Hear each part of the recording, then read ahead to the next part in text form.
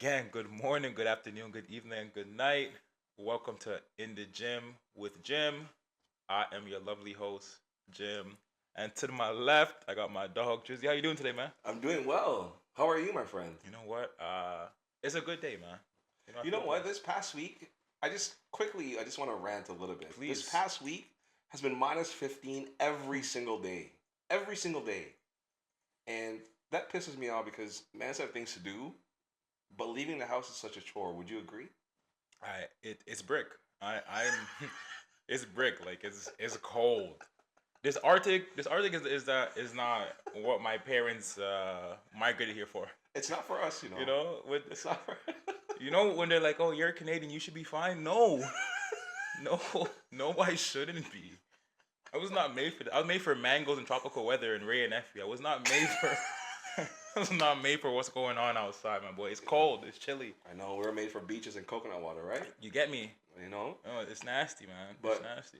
Jim, thank you again for having me on episode. This is episode 3 now. Could you believe that? Episode 3, man. Shout out D Wade, yo. Come Episode on, 3, man. man. Throw the threes up. Episode 3. So happy to be here. We have a pretty interesting few discussions that we have today. Yes. But I wanna take a little page out of your book and ask, how are you doing? This guy's good, man. Just before I say that, remember if you like what you listen to, like, comment, subscribe, and share with somebody. Our hope is that they find something here motivational, impactful, and they run with it, and that's the hope here. So, how am I today? You know what? First of all, shout out Black History Month. It is February 1st. So, shout to Shout out that. BHM. Shout to that.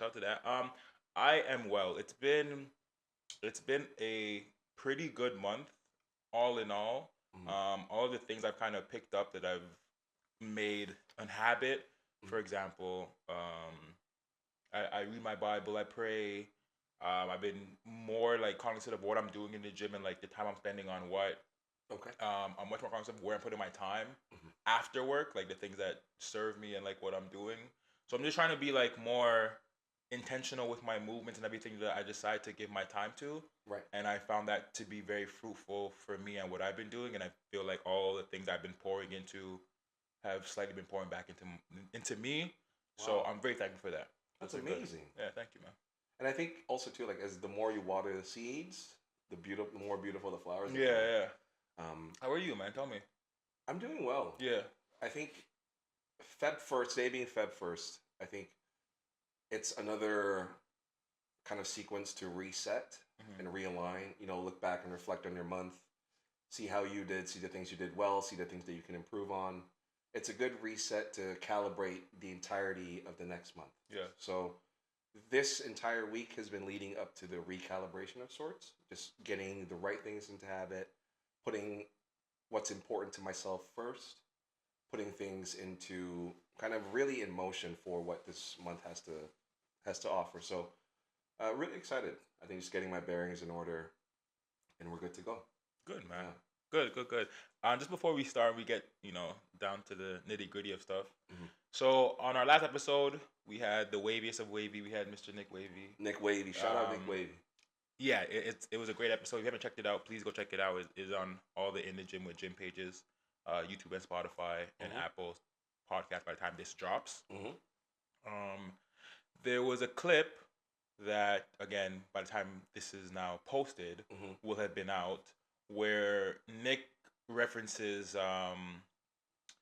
he is a man, therefore he doesn't need that validation because life is tough enough. But if I were to get a compliment, it could really make my day, my month, my year. Yeah. And it's funny because the conversation started with we as men Hmm. like to act like we don't like those compliments or we don't need them because we're going through stuff. But then we also end it with, but we, if you want to give it to us, we'll take it because it'll make us feel really good. Yes. And it was funny because in the moment, because he was going, I kind of just wanted to like let it be and like brush over it. Right.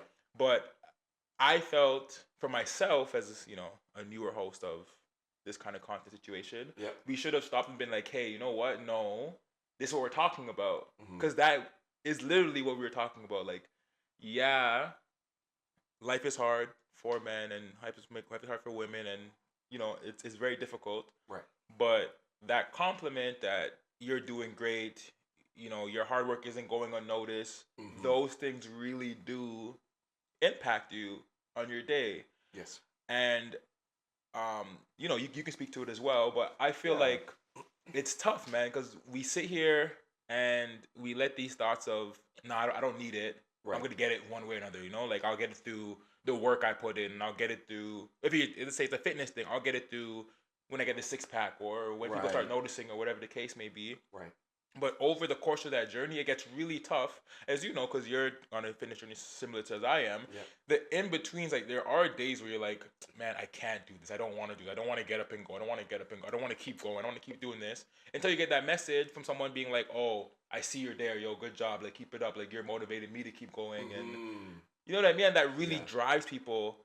And for us to sit here and act like, yo, we don't really need that because we're not begging for it. I understand. There's a difference between Yeah. like we don't need it and we're not begging for it. Right. Nobody wants to feel like they're begging for your validation or your validation or that person's validation. That's what I Mm-hmm. think is like the core or the crux of it. Like, what do you think about that? That's a really really good point, and I think everyone, male, female, Mm, they, them, everyone on this planet experiences a lot of silent battles.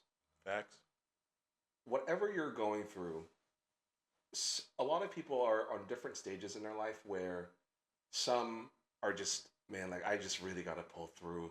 Yeah, yeah, yeah. I felt that before. And you know what I mean, like when you say Tristan, it's like, for example, what I just alluded to earlier. It's -15. Do I really want to have to put on 3 layers, get into the car, Mm, drive to the gym, get my workout in, come home sweaty, cold? Silent battles are difficult, and yeah, sometimes I think getting a compliment or getting noticed or that validation is, for example, the fuel that you need to keep going. And it's interesting because as much, and again, you said it perfectly. As much as we say we don't need it, it's so nice to hear. man. It's No, it's man, it's so nice crazy. it really just, it puts you on a different wavelength when you hear somebody like, yo, I noticed like there's a lot of changes happening with your life. Like, good for you. That's fantastic. Yeah, And then, as much as we say, as men, we say, nah, man, I just, yeah, it's sorry, I'm just doing my thing, just doing me. yeah, yeah. It's, hearing that is so, it's amazing, bro. It's absolutely amazing. It's a game changer. It's no, I'm telling you, it's really, really a game changer. Like Yeah. I think when your peers and even people who aren't like around you in day to day like really start seeing what you're doing Yeah. and mentioning it, I think it really goes a long way. Yeah. I mean, people see like you're fighting, like everything doesn't have to be a success story. So maybe it's not like you're going to the gym and you're seeing results. Therefore, I'm Mhm. proud of you. That's great. You know what I mean? Yeah. But like the fact you're waking up and attempting to do something new. Yeah. You're trying something different. Like even just this, us sitting on this couch together and having someone be like, "Yo, I see what you're doing. Like, I mess with that. I like what you're talking about so far. Like, keep Right. it up, bro. That can help. That can Absolutely. help, especially when you're in a space where there's so many people doing something similar. Like you can feel like so many people doing something similar that like what makes us different. Yeah, we're doing the love, but in the back end, it's like, yeah, but how long is sustainable before I'm like, you know what? Nah, this is forget it, man. We had our fun. Let's just punt it. It's a real thing. What's next? Yeah, like what's next? Like what's the next thing that we should jump on? Right, right. And I just, man, I just feel like these things sometimes go overlooked, Yes. and I really want men specifically because there's a conversation happening. Yeah. I want us to start marginalizing this. I don't need to hear it for Mm-hmm. me to know.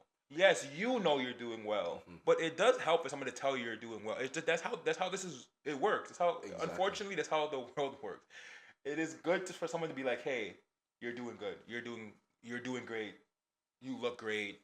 I hope whatever." Doing You know what I mean? exactly. So, how about this?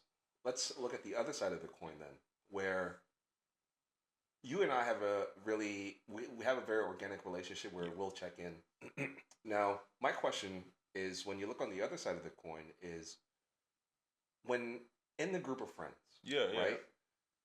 Everyone is doing their own thing. We all have schedules, we all have busy lives, but how important do you think it is to genuinely check in with people outside of the text messages, outside of the phone calls, outside of the FaceTimes. Where, for example, I'll go, Jim, listen, like, are you free Wednesday evening at 8 p.m.? Let's go grab a bite. Yeah. Let's catch up in person. Yeah. Yeah. And you know, with all everything going on in each of our individual lives, the world, how important do you think it is for physical check-ins? I think for me, when I was going through a lot of stuff that I was going through, a physical check-in for me went a lot further than like a text. Mm-hmm. I think depending on what the person is going through, and like you said, on the other side of the coin, you might not know what that person is fully going through because they keep a lot of things to themselves, and just how again, just how a lot of us operate. Right. But for me, when I'm going through something, I prefer the physical. Like, okay, let's get out of this. Let's get out of this space that you're in, where you're in your own head and you're thinking about what's Mm-hmm. going on. Let's go to somewhere that's outside of that, and let's just separate. Your room or your bedroom or your house or wherever that stress is following you to, and like let's Right. go to a restaurant. Let's go to a bar, or let's go to a gym. Let's go hoop. Like whatever it is where you want to have those check-ins. Like I think those Right. things are important. So I think physical, actual check-ins sometimes feel like a lot more real. You know what I I mean? see Like a what you lot more mean. concrete Yes. than sometimes getting a text like, "Yo, I hope Yeah. you're good," whatever, whatever. Look, both are good. I'm not trying to downplay one over the other. Right. Obviously, you guys know your friends better than we know your friends. But Mm-hmm. speaking for me specifically, depending on what's going on, I generally, and you know this, I generally Yep. feel better. Like, let me know when you're free. Let's do a lot more of that. Like, as I've aged, I've gone to yo, what's up? Like, it's been a minute. We haven't talked in a while. Like, Mm-hmm. let's link. Actually, on the way here, I called Craig. Shout out Craig. Shout out, Craig. I was like, yo, it's been ever since like last year. Like, how are you? We did a whole check in or whatever, whatever. And the conversation ended with us being like, all right, cool. Like, after the next 2 weeks, because I'm coaching next week, and the next week is obviously Valentine's Day, whatever else. Sure. I'm like, yo, let's think about after that. Okay. And so now we have a date. We know we're gonna be outside the crib. Like we can actually talk in person and catch up. And I feel like those things are really important. Like that's my dog, Yeah. obviously, and we can text or whatever. But like, Mm-hmm. I'm just sitting in person having that conversation just I goes think a longer way.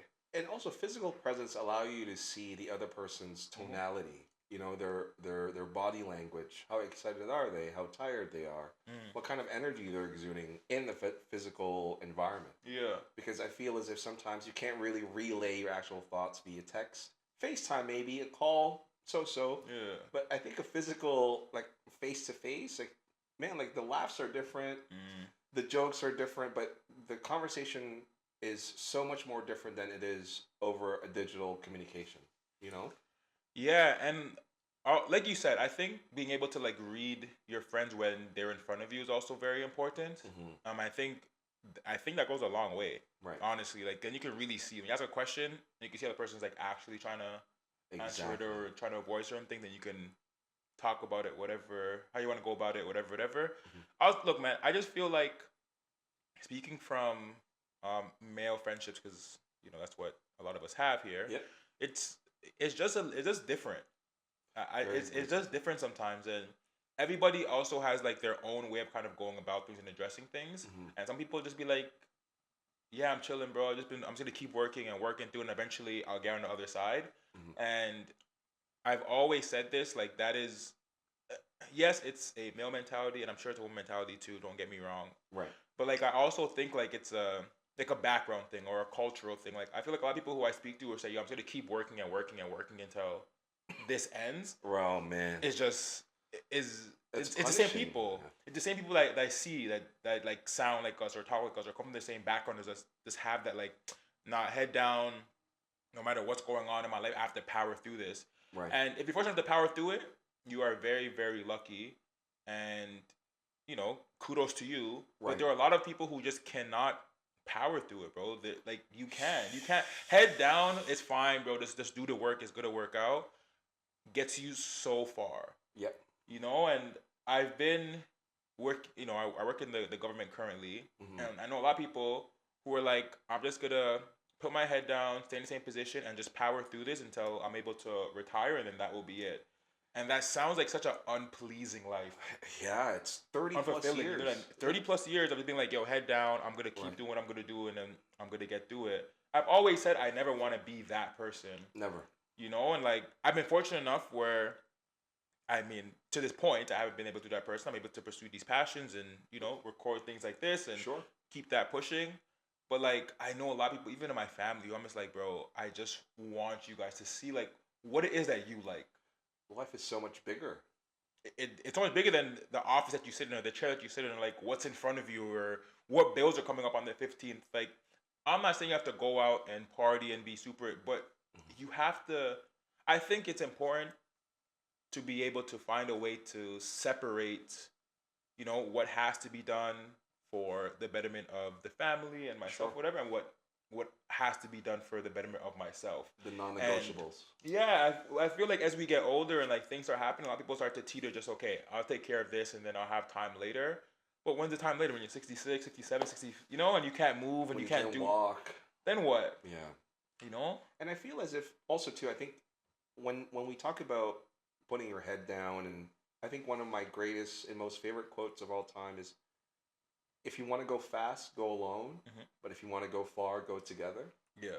And I think that resonates with me a lot, because sometimes putting your head down, it's fantastic. You got to execute, you got to do your thing, handle your business. For sure. But it reaches a breaking point where you just continue and continue and continue, and your routine becomes mundane. The emotions no longer exist within the bigger scheme of life, Yeah. outside of, I gotta wake up, I gotta go to work, clock in, clock out, pay my bills, and then what? And then what? Right? Yeah.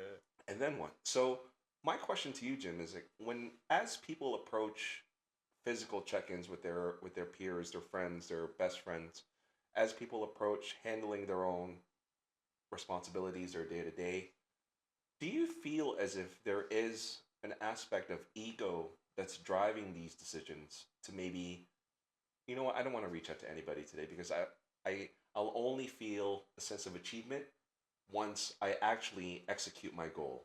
Do you feel that some of these decisions are based on ego, based on a lack of integrity to self, and just simply gatekeeping yourself from opening up your world because you want to show something for it first before you actually start going out in the world? Yeah. Yo, you know what?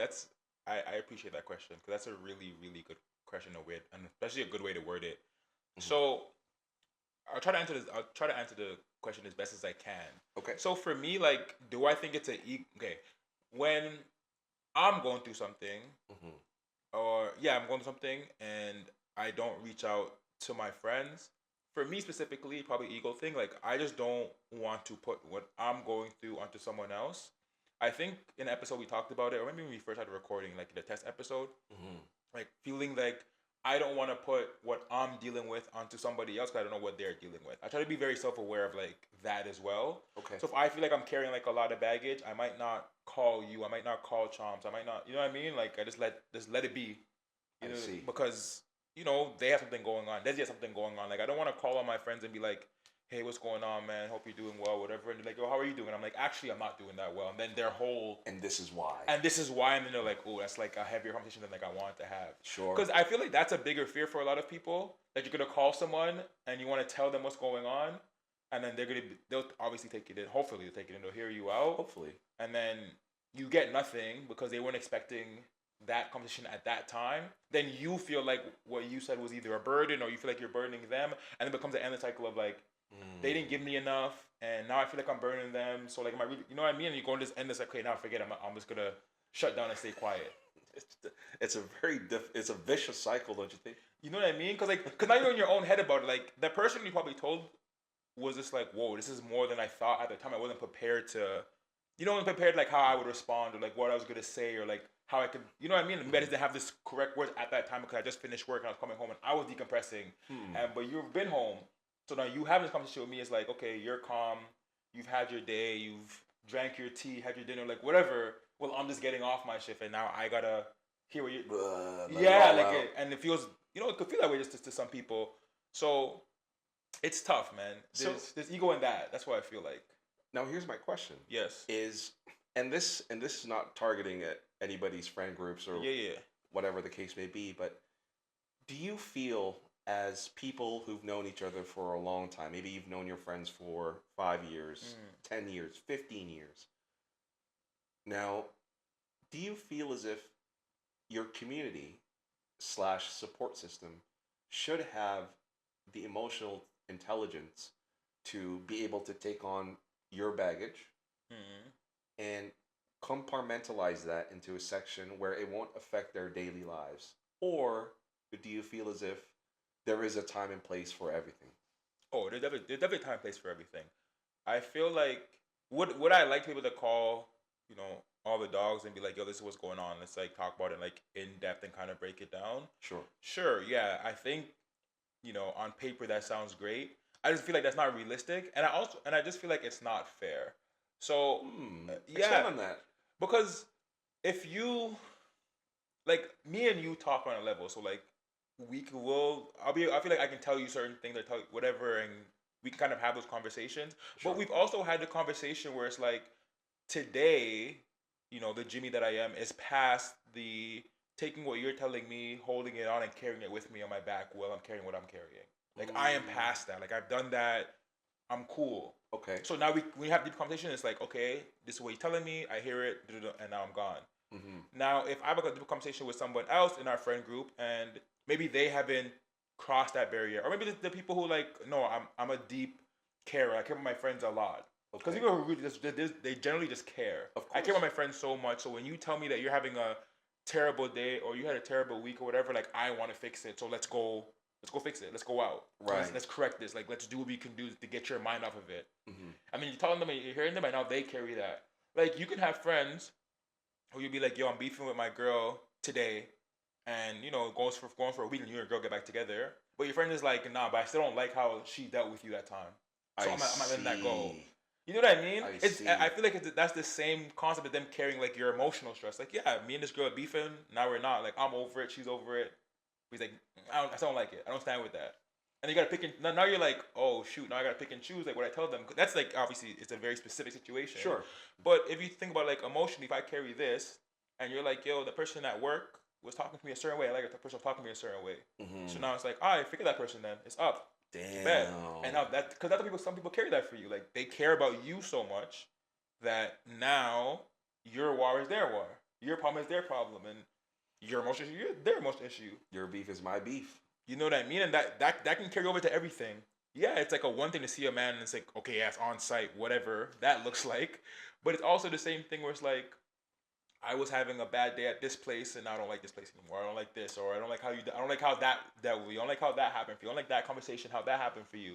You know what I mean? And people hold on to that and they carry it for a really long time. So like that's why I say I feel like it's unfair sometimes to be like, no, you guys should be able to like take my baggage, hear it, and then throw it away. Interesting. Because I've done that for a while. I was just again, like you spoke about in the previous, I guess, recording that will never come out.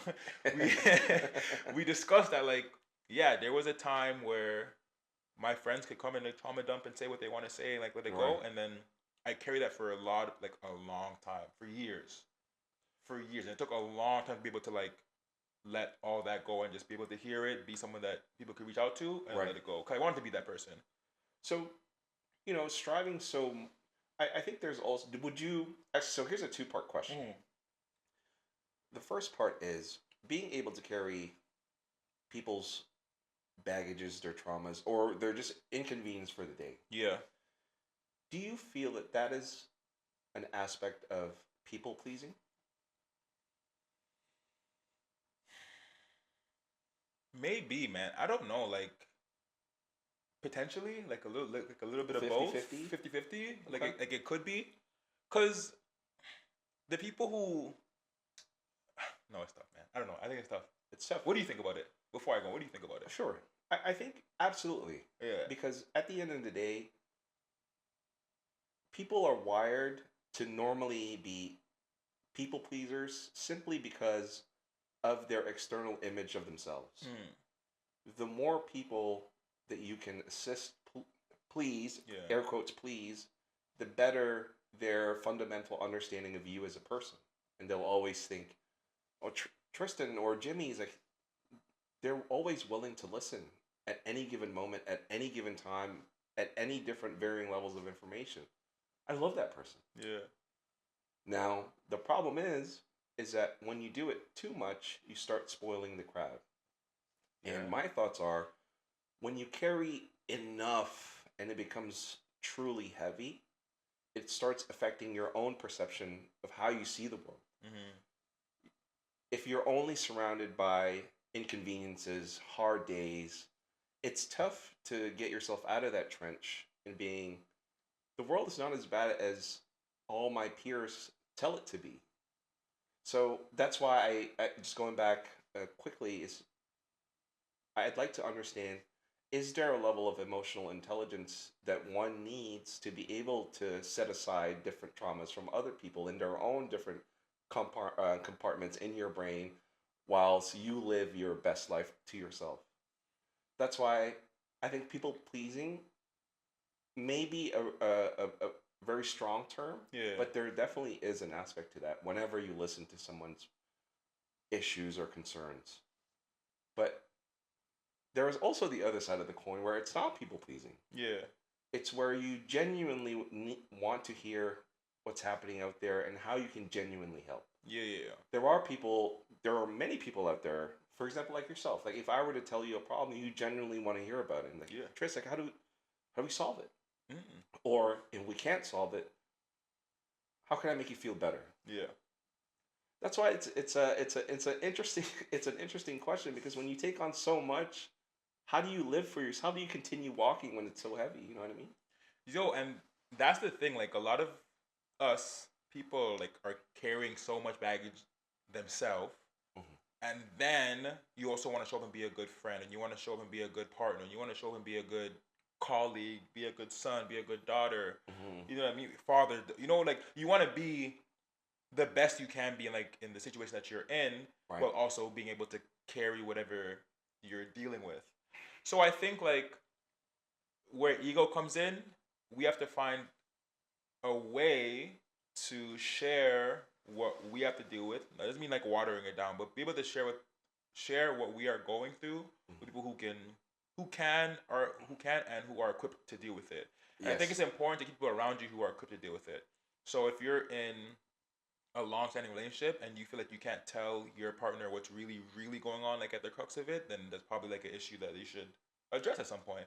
If you feel like you have friends who and you can't talk to none of your friends about what's going on, then maybe they're still your friends, but maybe they aren't the friends who you can go and share like what's emotionally going on with, and that's okay. That's okay. That is okay. Like Yeah. there are times where it's okay to be like, I bet this friend is just for hooping and chatting, video games, whatever the case may be. Hmm. And this friend, when I'm in the dumps and I really need someone to talk to or like listen to me and like, yeah, like hear my problems, maybe give me some like a different perspective.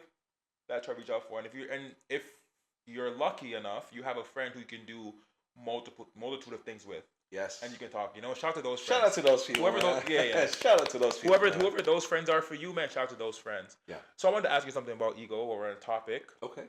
How do you think ego affects relationships now? So I'll have like a scenario-ish type situation. So there are times when you're going through something, or maybe not going through something, but like you're upset about something, Hmm. and you made a point, and she made a point, Sure. right? And now you're like, hey man, I'm. This is what I said, so I'm sticking to. Right. This is my square, so I'm standing on it. And then she has a square, and this is what we're standing on. Yeah. The squares they're not that far apart, but the way you word and the way they word it is just a little different. I see. So when in it, do you feel like, okay, you know what? Fine, whatever. Forget it. Forget my square. I hear your point. Right. Let's move on. And if that is who you are, Hmm. how many times do you feel like you can do that before you're like, nah, you're just not hearing me. Forget it. I see. You know what I mean? Because eventually Yes. ego kicks in. You're like, nah, bro, I've got out of my square so many times. This time I'm not getting out of the square. Like, you Mm, know what I mean? Like, how I do you? understand. Yeah, like how do you feel about that? Those kind of situations. Let me preface this by saying, and this is my personal opinion, you might Yes. share the same, you might not. Ego immediately sets a ceiling for yourself that you can't get out of. Mm, One of the most important lessons I had in 2025, and this is, I speak maybe a moment of vulnerability and being personal a little bit, but being ego driven led me to a series of extremely unfortunate events, mm, and I hit one of the lowest points in my absolute life. That being said, what I learned about ego is that the ego will get you nowhere. The only time I would recommend having an ego is in competition. Mm. Let's, for example, a sports based event. Ego is important for certain things, but not when it comes to disarming a debate. Because I feel as if ego will only lead you to a perspective that you believe in so much that you refuse to see other avenues of solutions. I feel as if ego gets you to a certain level of high slash validation and you stay on that hill. You refuse to go down, you refuse to listen. So that's my preface. I just want to, my viewpoint on ego is that it really gets you nowhere. It leads you to a absolute ceiling and you can't go any further because of how your own perspective plateaus your thoughts and your emotions. So my recommendation around ego is a lot of not a lot of people have had ego deaths yet, Okay. where they are truly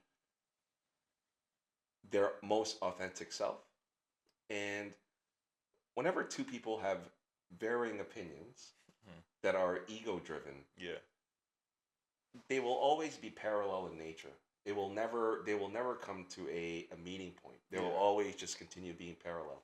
So my 2 cents on people who are very ego driven, especially very, very strong self beliefs that their own perspective is the only and correct way, is to disarm yourself and, at the very minimum, start listening.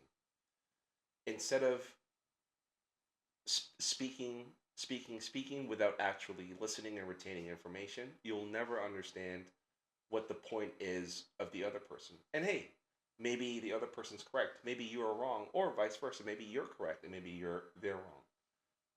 The value of not having an ego is to understanding all opinions and sides.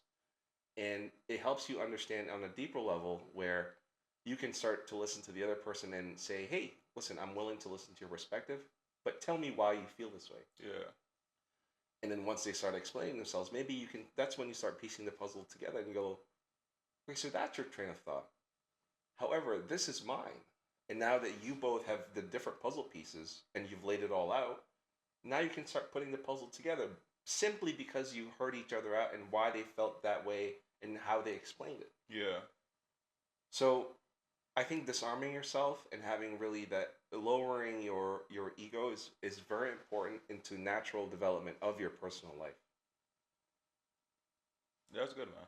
Because otherwise, man, like Yeah, it gets dark. it, It gets it dark. gets really dark. Yeah. So that's a great question. So thank you for asking. Now my question to you is, I acknowledge that everyone has their own point in their lives where they've hit a rock bottom. Yeah. But do you believe that people need to hit a rock bottom first before realizing that their ego is ruining them?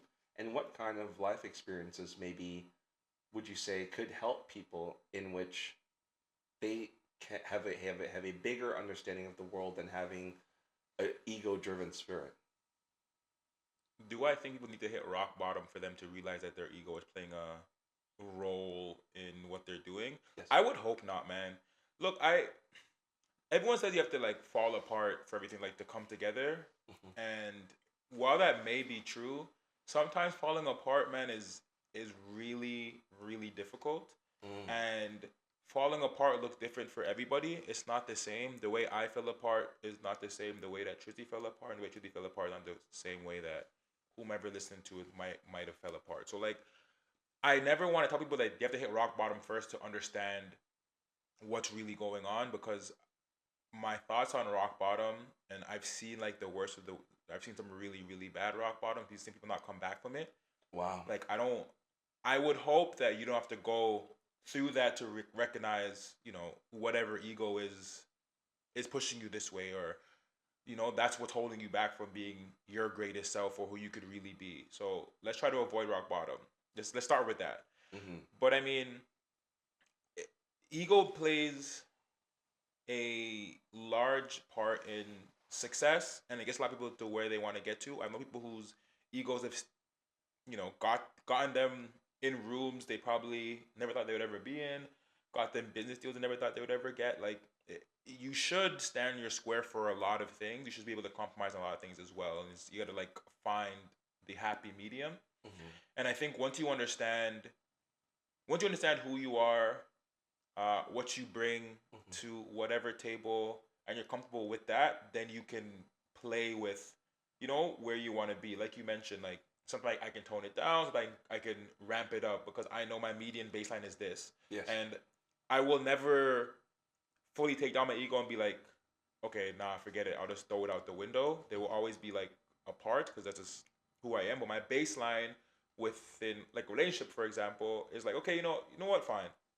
I can charge this. It's not a big enough deal for me to be like, I have to stay on this hill and I have to die with this and whatever. Like, it's not worth potentially losing that relationship because of how I feel about how I feel in that moment. I see. You know what I mean? I Like see. that part, yeah, I can dash away that. But like in a business setting, it could be a lot different. Mm-hmm. Where no, I'm very, very confident in what I'm bringing. I'm very, very confident in what I'm doing. I'm very confident that this platform is going to take me to where I want to get to. So if you don't want to get with it, then forget it. It is what it is. It is what it is. So that's what I mean. Like you have to find like a baseline, and then check your ego at specific doors. And you walk in specific rooms, maybe. But like that whole rock bottom thing, it just always rubs me the wrong way. I always find that like rock bottom is like a scary, scary place Absolutely. to be To in. be in, yeah. Literally, you know what I mean? And like watching friends, family members try to like dig their way out of it for years, and probably some people never bounce back. And you know what? Perhaps like some one of the worst things about hitting rock bottom is I think you hit the bullseye there. Is some people just never come back from it, Yeah, and let's say they do, they're never the same. it's tough, man. They're never the same. It's it's tough. Hitting So hitting rock bottom is almost like tearing your Achilles in you're your done. your 30s or whatever, like deep 30s in like the NBA. Like a lot of people never come back to who they are. Some people do. You have the Kevin Durant's of the world and whatever else. Some Sure. people just never bounce back, man. Like Yeah. it's hard. It's tough. It's very difficult. And I like what you said about being, understanding your true self and what kind of rooms you enter in. So two things I want to shout out Please. is shouting out your authentic self, man. Shout out your authentic self. Sorry to thank yourself for sure. Every single time, for sure. And also shout out to being a chameleon. I think, just understanding who you are, what your self worth is, Yeah. and knowing your own skill set and being a chameleon, whatever room you're in, is a highly, highly important skill, in which we'll talk about in the next episode. But otherwise, like I think closing off here shortly, Jim, like when it comes to a lot of, we to summarize, we talked about checking in with your people, Mhm. physical settings. We talked about ego. We got to talk about the ego death. We talk about understanding who you can be in certain settings, different rooms where you're willing to offer. If I were to take all these things and put them into a person, is I like to get your personal opinion on this. Is this person high functioning, or is this person just simply just going with the flow, whatever the day throws at them for that state in time? I would probably go with the latter answer. I think that person would be going with the flow, adjusting to kind of what's happening. Um, yeah, just doesn't know what's happening in real time, and then figure it out as they go along. And I say that because once you're able to walk into a room with little to no ego and understand that, okay, I have to adapt and kind of see what's going on, then I could add my 2 cents in here, like you said, be a chameleon, add my 2 cents in here, add my value there, add my value there, and then you kind of keep building on it from that point. That's what I mean when I say that it's kind of going with the punches, kind of rolling with it for the time being. But typically that person builds and grows and ends up being someone who's very valuable to whatever setting, whatever team they're on, whatever organization they're on. Like I like to think of myself as somewhat like that. Hmm. When I'm in like a business Well, setting I or think, organization. sorry to cut you off. I think you are a high functioning adult. No, I mean I would like to think so as well. I'm trying to be I'm trying to be the best adult I can definitely be. But I mean, like in these rooms, when I'm able to like walk in and understand. Okay, you know what? This is where I can add value Hmm. instantly, and this is where I can add value. And then I can figure out everything else like around that. Yep. Sure, in this specific instance, if I had to pick one or the other, obviously I function is the way to go. But just saying for that, for to make this conversation like take it to another place, I like to think that walking into a room and being able to adjust on the fly is a very, very valuable skill. Mm. And I feel like people shouldn't feel like I don't have it all together right now, so therefore I'm not going into that room right now. I'm not gonna touch this. I'm not gonna. No, no, no, no, no, no. I look. I'm not no doctor. I don't have a PhD in anything. But if you take anything for what I'm saying today, if you have a skill. I talked about in this episode one. You have a skill or you have something of value, Hmm. and you're in a room and you figure out that you can bring that value. You have done something. That's just how that works, bro. You go in there and the value that you're going to bring gets you in the door and then keeps you in that door, and then you just gotta to build upon it. It it just stops when everyone That's a is like, fact. yeah, it just stops when That's a everyone's like, fact. okay, I'm really really good at this, so I'm gonna be really good at this. Like in the earlier days, when people were like, I'm just gonna do was I don't know coding or whatever. Like they're gonna work on one specific thing, and then that blew up into different codes and different programs, and I'm like, ooh, I'm really good at HTML, but I'm not good at Hmm. C plus Sure. plus. I'm not good at this, and that's where it kind of like started going downhill for people. Once you have the value that you can bring into it, you just have to keep adding and adding and adding Hmm. to those skills. Obviously, the base is the value you initially brought into the door, Right. but you just keep adding to it. So that's what I mean there. The people who can walk into a room and just adjust and people say like light up a room and figure it out and see what this boss needs, see what this manager needs, what this manager's looking for. And be like, oh, I have that by the way. Like I can do this. Yeah, I can do that. I can do a little bit of that too. And then start presenting it. People be like, you know what, Tristan, man, I like what you can bring to the table. Let's have a conversation. And then that conversation just grows, and then maybe it goes to something else, and then you keep stacking it up on there. You know what I mean? If you focus on just being like high functioning all the time, like I can do all this, I can do all things, da da da. I think that will be your own downfall. Hey, bro, yeah, then you become a jack of all trades. Okay, and if you Master of none. exactly, and if you ever seen an anime jack of all trades, it will tell you everything you need to know. People think like, okay, I can do this, so I'm gonna focus on this, but I can also do this, but I can do a little bit of that, I can also do a little bit of that. Like sometimes have Take it one skill easy. and then just go on with everything else. Like you don't have to be the best passer and the best shooter and the best rebounder and the best defender. Like that's a tough role to have. Exactly. You know? And I really like what you said too, because two things I want to say is that pressure is a privilege, God, yes it is. and pressure makes diamonds. Yes it does. That's why I really, really resonated with what you said when you go into a room and knowing what value you're able to add. Sure, there's pressure, but that pressure turns you into a diamond. Yeah. You become you. That's how you achieve mastery Yeah, yeah. for certain skills. And and it's funny when you said when you're a jack of all trades, but you're a master of none. Sure, you Facts. can. You have just enough to be able to float around, but you don't have the next level where people can actually start entrusting you with certain Yep. things that they actually need Yeah. your skill set in. Facts.